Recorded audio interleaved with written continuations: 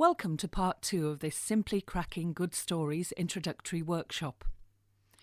In the last section we chose a character, in my case a woman in love, and we made up some very short scenarios of what she's doing at different times of the day. What we will do now is choose one of the places we featured in those scenarios and fill it out a little. So, in my case, I could choose sitting by the window at work in the hairdressers or at home in bed. I'm going to choose the hairdressers, I think. So now we look at worksheet 1 again and we see 7 questions. Again, writing in the first person I and the present tense, we need to answer each of the questions, but this time in only one sentence.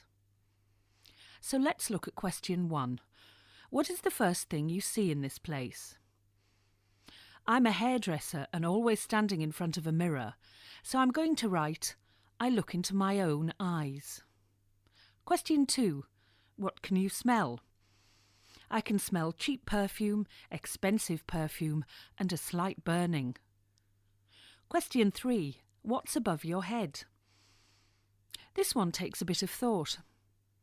How about, above my head, a lone stub of tinsel clings to a drawing pin left behind after Christmas. Question 4. What's under your feet? That's easy this time.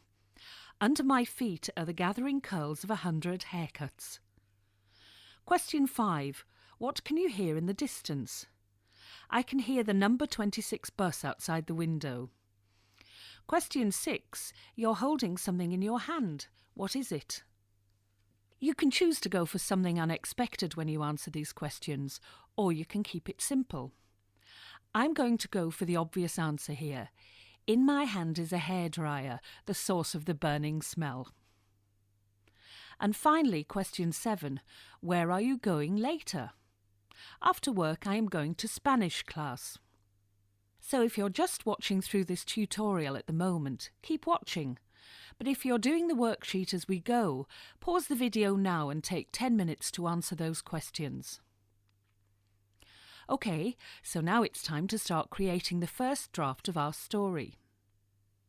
From the writing you have already done, look for a single problem or conflict that challenges your character. Then, from the point of view of your character, and from the writing you have already done, let's write a new piece using as few words as possible.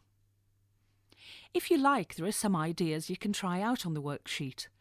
We can switch now to writing in the third person, if we want to as well. I'm going to do that, and I'm going to call my character Lisa. Since I've already mentioned a smell of burning and that Lisa is holding a hairdryer, that's given me the idea that Lisa is daydreaming about the man upstairs, wondering if she is still young and pretty enough to attract him, and she burns Mrs. Albert's hair. See how all those ideas and characters came out of the exercises we did. Have a look at yours and see what's there. Now take 10 to 15 minutes to write your story down, using only the present tense, and I'll join you in part 3 when we'll look at the linguistic simplification that will make your book accessible to learners of English all over the world.